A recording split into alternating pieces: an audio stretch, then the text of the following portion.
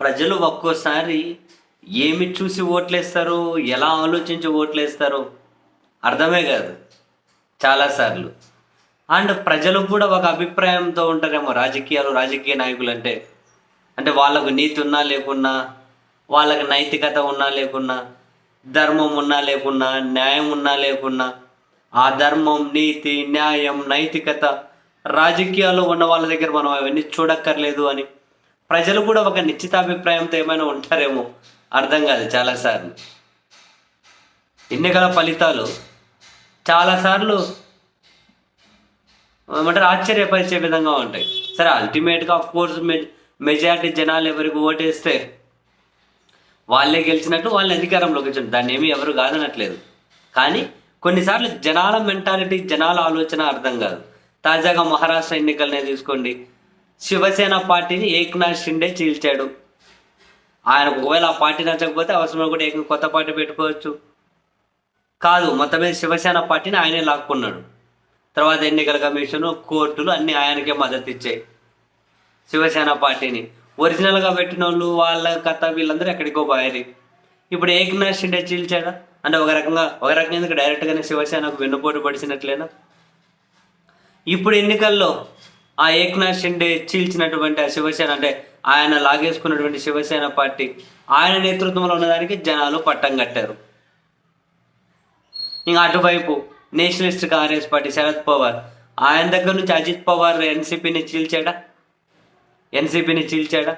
ఆ చీల్చిన ఎన్సీపీకి, అజిత్ పవార్కి ఆయన పార్టీకే, ఆ చీలికకే ప్రజలు పట్టం కట్టారు. ఒరిజినల్ శివసేన గాలికి వెళ్ళిపోయింది, ఫస్ట్ నుంచి ఉన్నోళ్ళు నాయకత్వం. నేషనలిస్ట్ కాంగ్రెస్ పార్టీ వాళ్ళు గాలికి పోయినారు. ఈ చీల్చుకొని పోయినారు చూడండి, వాళ్ళకి జనాలు పట్టం కడుచుకొస్తున్నారు. అంటే వెన్నుపోటుదారులకే పట్టం కట్టడం, మరి దీని అర్థం ఏంటో, దీని పరమార్థం ఏంటో, అసలు రాజకీయాలను జనాలు ఏ కోణంలో నుంచి చూస్తున్నారో, లేకుంటే పాలనను జనాలు ఏ కోణంలో నుంచి చూస్తున్నారో. 5.5 నెలల కిందట వచ్చినటువంటి ఎన్నికల ఫలితాల్లో, అక్కడ మహారాష్ట్రలో పార్లమెంట్ ఎన్నికల ఫలితాల్లో బీజేపీ ఏక్నాథ్ షిండే చీల్చిన వీళ్లకు పంచు గట్టిగా పడింది ఎంపీ సీట్లలో. 5 నెలలు తిరిగేసరికి వచ్చేసరికి మళ్ళీ వీళ్ళకే ఫేవర్గా ఉన్నాయి. అంటే మరి ఎట్లా అర్థం చేసుకోవాలో మరి ఒక ముక్క అర్థం కాదు. దీని వెనక ఉన్నటువంటి పరమార్థం ఏంటో, గూఢార్థం ఏంటో మనకు కూడా తెలుసుగా. 3 దశాబ్దాల కిందనే మన తెలుగు రాష్ట్రాల్లో కూడా ఇటువంటి చీలికలు, అలా చీల్చిన వాళ్ళను, అలా చీల్చి పార్టీలు సొంతం చేసుకున్న వాళ్ళను ఏ విధంగా జనాలు కూడా ఆదరించుకుంటూ వస్తూ ఉన్నారు అని 3 దశాబ్దాల కింద నుంచి మనం చూసిన చరిత్ర అయినా, తాజాగా మహారాష్ట్ర ఎన్నికల ఫలితాల్లో అయినా, ఇవన్నీ కనుక జనాల మెంటాలిటీని అసలు ఏ కోణంలో నుంచి చూడాలో, అసలు రాజకీయాల్లో నీతి నైతికత గురించి జనం ఆలోచిస్తూ ఉన్నారా, అవి కనీసం వాళ్ళ ఫింగర్ టిప్స్లో అయినా ఉన్నాయా అంటే బిగ్ డౌట్, చాలా పెద్ద డౌటు. అసలు జనాలు పట్టించుకుంటున్నారు, ఏం చూస్తున్నారు ఓటు వేయడానికి? ఆ జనాలను నాడి పట్టడం చాలా కష్టంగా అనిపిస్తుంది.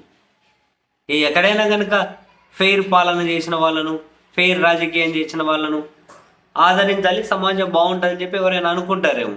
కానీ జనాలకు, మెజారిటీ వాళ్ళకి అసలు అటువంటి సిలబస్ గురించి ఆలోచించేటట్లు కూడా లేదు. జనం కూడా అటువంటి సిలబస్ గురించి ఆలోచించేటట్లు కూడా లేదు. మరి ఏం చూసి ఎత్తున్నారు? వెన్నుపోటుదారులకి పట్టం కడుతూ ఉంటే మరికొంతమందిని ప్రోత్సహించినట్టు ఇంకా ఎవరైనా కనుక పార్టీలు ఇలా చీల్చుకుంటూ పోయినా, ఆ చీల్చేసి ద్రోహం చేసిన వాళ్ళకి ప్రజలు పట్టం కట్టుకుంటూ వెళ్తారంటే ఇంకా అన్ని చోట్ల ఇదే రిపీట్ అవుతూ పోతుంటుంది.